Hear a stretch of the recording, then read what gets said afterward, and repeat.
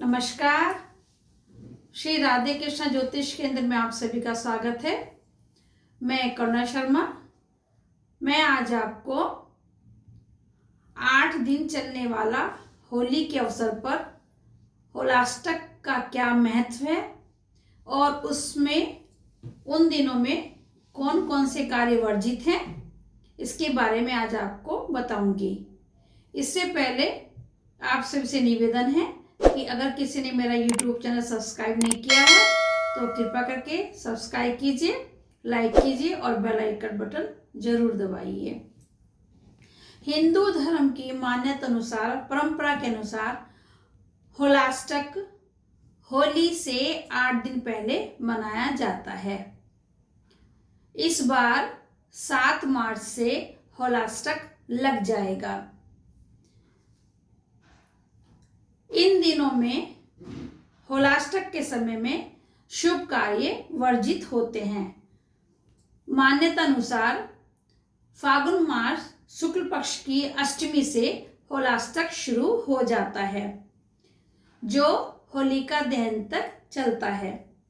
इन 8 दिनों में शुभ कार्य वर्जित होते हैं, जैसे मकान का मुहूर्त, मकान कोई बनाना, नींव पूजन करना, शादी ब्याह इत्यादि। लेकिन अगर इस समय में कोई बच्चा पैदा होता है तो उसके कार्य विधिवत किए जाएंगे, जैसे छठी, उसका हवन, 11 दिन बाद जो हवन होता है, मतलब उस नामकरण इत्यादि, वो कार्य नहीं बंद होते हैं। अगर इन दिनों में किसी का कोई मतलब घर का कोई सदस्य अगर नहीं रहता है तो उसके भी कार्य करने पड़ते हैं। मतलब इन कार्यों में कोई मतलब वो जो नियम है वो इनमें लागू नहीं होगा। सिर्फ शादी ब्याह इत्यादि कार्य नहीं किए जाते। अब होलाष्टक में क्यों ऐसा है?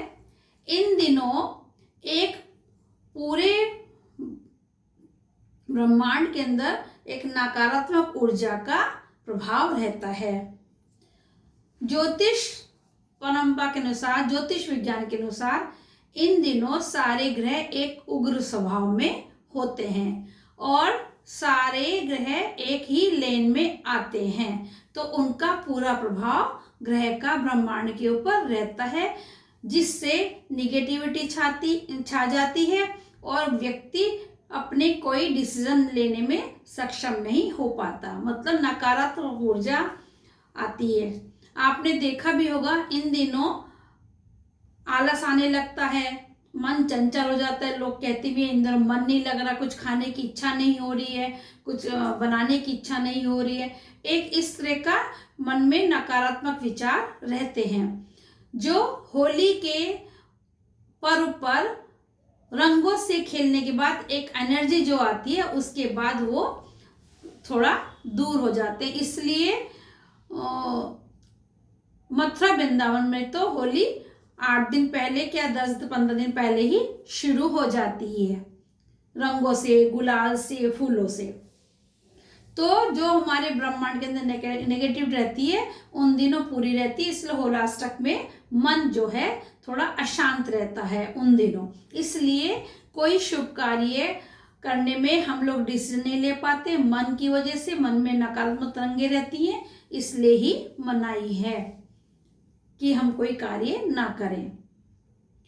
इस दौरान हमको भगवान विष्णु की और भगवान शंकर की पूजा करनी चाहिए। जितना हम उनका पूजा करते हैं उतना ही हमारे अंदर सकारात्मक ऊर्जा बनी रहती है, निर्णय लेने की क्षमता भी बढ़ती है और मन हमारा शांत रहता है। कहा जाता है इन दिनों में होलाष्टक के समय भगवान शंकर ने कामदेव को भस्म किया था। जब भोलेनाथ अपनी समाधि में लीन थे, तब उस दौरान कामदेव को, जब उनकी समाधि को भंग कर रहे थे कामदेव, तब उन्होंने अपना तीसरा नेत्र खोला और उनको भस्म किया था। तो ऐसे जो ये होलाष्टक का समय होता है, इस तरह की नकारात्मक और निगेटिविटी फैली रहती है। फिर उधर होलिका दहन आता है, तो होलिका और जो भक्त प्रहलाद थे उनको भी मारने का जो प्लान चल रहा था, उन्हीं दिनों चल रहा था कि कैसे इनको कभी सांप से कटाया, कभी मतलब उस तरह का जो उनका विचार थे, पूरे नकारात्मक विचार उन दिनों, पूरा मतलब अच्छे विचार नहीं बैठते हैं। तो इसलिए होलाष्टक के समय ये सब चीज़ों को मना किया गया है। शुभ कार्य को मन शांत होने पर ही हमें कार्य करना चाहिए। इसके साथ ही मैं आज ये एपिसोड यहीं विराम करती हूँ। नमस्कार।